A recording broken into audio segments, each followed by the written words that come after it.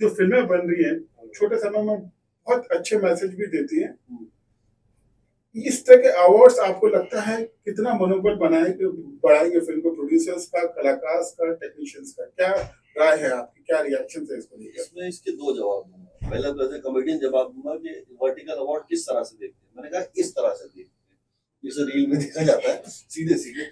और दूसरी बात, ये जो आपने, ये need of the R is that कि आज वर्टिकल पे जब एंटरटेनमेंट इंडस्ट्री शिफ्ट हो रही है, तो इसका मतलब है जब ये ऐसा नहीं है कि ओवरनाइट हुआ है, क्योंकि आज सबसे ज्यादा अगर डेटा का ही कंज्यूम हो रहा है तो वर्टिकल रील्स या शॉर्ट्स की सेटिंग नहीं हो रहा है।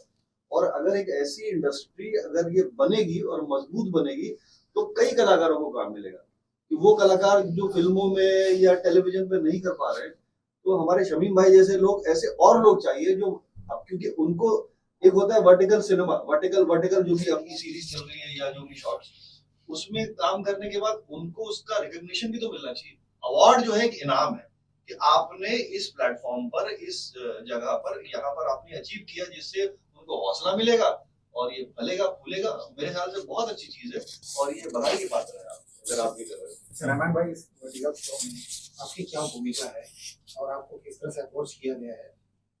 समीम भाई, वो मेरे दोस्त है, अप्रोच नहीं किया, फोन कर दिया उन्होंने कि भाई ऐसा है। तो भूमिका तो मेरी कुछ नहीं है, बस भूमिका ये है कि इस जो है अवार्ड का हिस्सा हूँ, मैं भी आऊंगा और इस सेलिब्रेशन, इस जश्न में मैं भी अपना एक चिराग जलाऊंगा।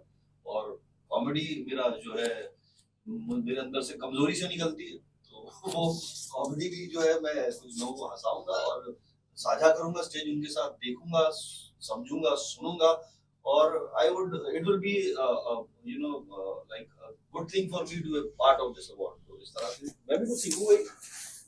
कॉमेडी करते वक्त कहीं ना कहीं आज देखा जाए कि लोग ऑफेंड हो जाते हैं। हाँ। तो स्क्रिप्ट लिखने से पहले या कॉमेडी करने से पहले किन चीजों को आप ध्यान में रखते हैं? कि डर भी लगता है कि मेरी कोई ऐसी बातों के कारण कोई मोर्चा या धरना लेके मेरे घर पे ना आ जाए, मेरे ऑफिस को ही तोड़ फोड़ ना कर दे? क्या इस तरह के ख्याल अब आते हैं क्या आपको? हाँ, आते हैं। फिर क्या सोच के आप कॉमेडी करते हैं? मैं ये सोच के करता हूँ कि जो मैं हाईवे पे जा रहा हूँ, मेरे पीछे का ट्रक तो नहीं आ रहा। मैं आपको बता दूं, मैं देखिए ऐसा है कि एक हमारा टीवी करने से हमको एक फायदा हुआ। जब टेलीविजन पे हम ग्रेट इंडियन लाफ्टर चैलेंज करते थे, कॉमेडी सर्कस करते थे, एसएनपी इतना स्ट्रांग था कि सेंसरशिप बहुत मजबूत होती थी। हमको पहले ही से डूज एंड डोंट बहुत स्ट्रांगली बता दिए जाते थे कि ये करना, ये नहीं करना। ये तो जब मॉडर्न स्टैंडअप कॉमेडी में मैं आया, क्या करते ही थे, मतलब जब यूट्यूब पर आया तो उस वक्त हम अपने तय तो ये क्लियर थे कि ये करना है, ये नहीं करना है। अच्छा, वक्त की रविश भी है, नीड ऑफ द आर ये भी है कि आप धर्म, कुछ चीजें ऐसी है। देखो, ऑफेंड बड़ा ये सब्जेक्टिव मैटर है। ऑफेंड बहुत से लोग किसी भी बात पे हो जाते हैं। आप, मैं अगर मेरे बारे में बात करूं ना कि मैं ऐसा हूं, मैं पतला हूं, तो लोग बोलेंगे तू पतलों का मजाक क्यों उड़ा रहा है? अपना कोई मजाक उड़ाता है क्या? हाँ, बट ये धर्म, जेंडर, कास्ट, कलर और रिलीजन और ये बॉडी शेमिंग, ये पर्टिकुलर चीजों पर है ना, जो उस पर बहुत निचला हाथ से नहीं होना चाहिए। अगर किसी का कोई अगर तंदुरुस्त ज्यादा है तो आप उसके खाने पीने या पेट, ऐसी बात जिससे किसी की दिल आजारी हो जाए ना, मेरे नजदीक यही सेंसरशिप है। मजाक करना चाहिए, मजाक उड़ाना नहीं चाहिए। ये जो है, अगर बॉटम लाइन इसको मैं समझाऊं तो ये अपने अपने सबका अपना एक पैरामीटर होता है। मेरा तो यही है कि मैं मजाक करिए, मजाक उड़ाइए मत, किसी को छोटा फील मत। सर, हर कोई सक्सेस नहीं होता है। आज के टाइम में हर कोई वीडियो डाल रहा है, बना रहा है, तो यंग जनरेशन के लिए कहीं ना कहीं माइनस पॉइंट भी है। उस बारे में आप क्या कहेंगे?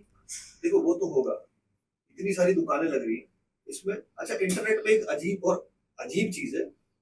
कई बार ये होता है कि क्वालिटी कंटेंट ही आपको सक्सेस देगा, जरूरी नहीं। कई बार आप कच्चा बादाम बोल देते हैं, बिल्कुल। कि ग्रीस का गाना सुनेगा, आप रातों रात भाई उसको समझ ही नहीं आ रहा कि मैं कहाँ ले जाऊँ सक्सेस। तो वो भी घातक तो है। उसके प्रोज एंड कॉन्स और अच्छाई और बुराई दोनों पहलू है। तो बट मैं ये समझता हूँ, इसको इस तरह से ले, जैसे सर ने पूछा कि पहले नहीं था, अब अपॉर्चुनिटी बढ़ गई ना। अब आपके पास प्लेटफॉर्म है, आप तय करें आपको क्या करना है। आपको किसी के पीछे भागना नहीं है।